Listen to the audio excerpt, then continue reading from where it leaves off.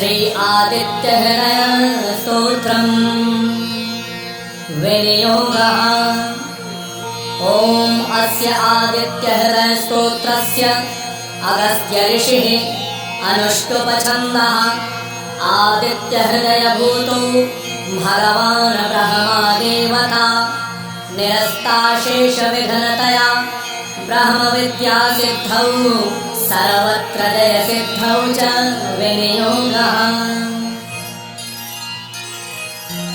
ततो युद्धः परिश्रान्तं समरे चिन्तया स्थितं रावणं चाग्रतो दृष्ट्वा युद्धाय समुपस्थितं दैवतैश्च समागम्य द्रष्टुम् अभ्यागतो रणम् उपगम्याब्रवीद्रामम् अगस्त्यो भगवांस्तदा राम राम महाबाहो शृणुगुह्यं सनातनं येन सर्वानरीन् वत्स समरे विजयिष्यसि।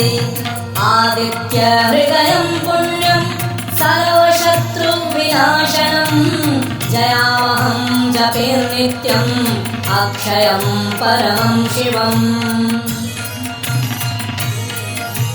सर्वमङ्गलमाङ्गल्यं सर्वपापप्रणाशनं चिन्ताशोकप्रशमनम् आयुर्वर्धनम् उत्तमं रश्मिमन्तं समुद्यन्तं देवासुरनमस्कृतं पूजयस्व विवस्वन्तं भास्करं भुवनेश्वरं सर्वदेवात्मको ह्येष तेजस्वी रश्मिभानः एष देवः सुरगणां लोकान् पातु गभस्तिभिः एष ब्रह्मा च विष्णुश्च शिवः स्कन्दः प्रजापतिः महेन्द्रो धनकः कालो यमः सोमो यपाम्पतिः।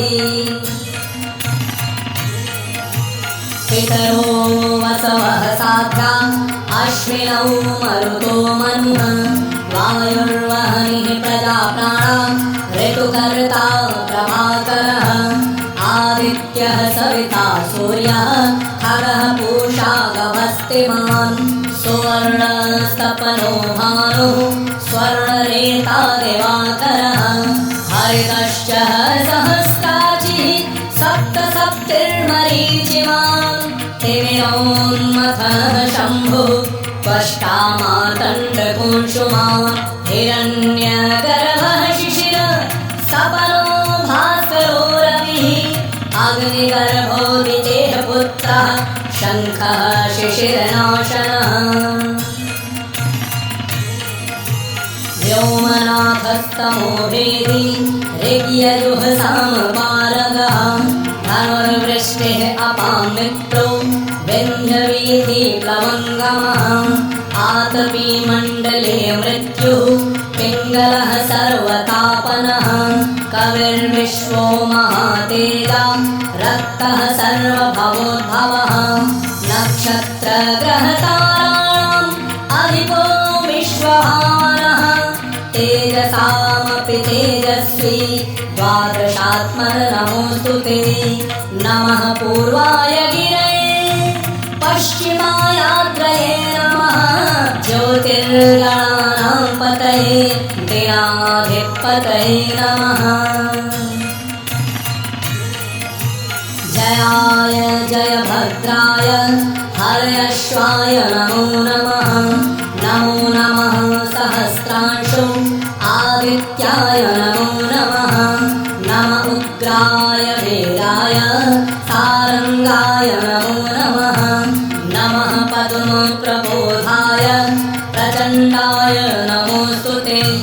ब्रह्मेशानाच्युतेशाय सूरायादित्यवर्चसे भास्वते सर्वभक्षाय रौद्राय वपुषे नमः तमोघ्नाय हिमघ्नाय शत्रुघ्नायामितात्मने कृतघ्नघ्नाय देवाय ज्योतिषां पतये नमः।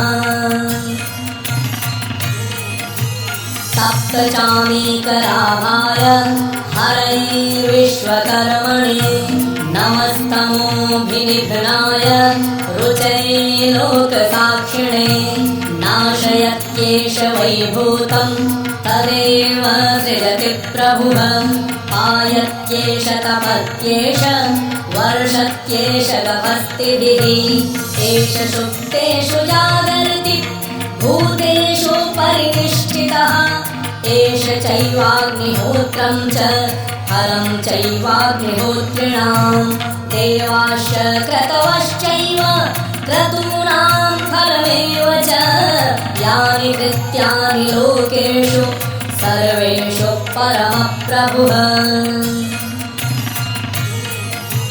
तेन मापत्सु कृच्छ्रेषु कान्तारेषु हयेषु च कीर्तयन् पुरुषः कश्चित् नावसीदति राघव पूजस्वैनम् एकाग्रो देवदेवं जगत्पतिम् एतत् त्रिगुणितं जप्त्वा युद्धेषु विजयिष्यसि अस्मिन् क्षणे महाबाहो रावणं त्वं जयिष्यसि एवमुक्त्वा ततोऽगस्त्यो जगाम स यथागतम् एतच्छ्रुत्वा महातेजा नष्टशोको भवत्तदा धारयामास सुप्रीतो राघवः प्रयतात्मवान्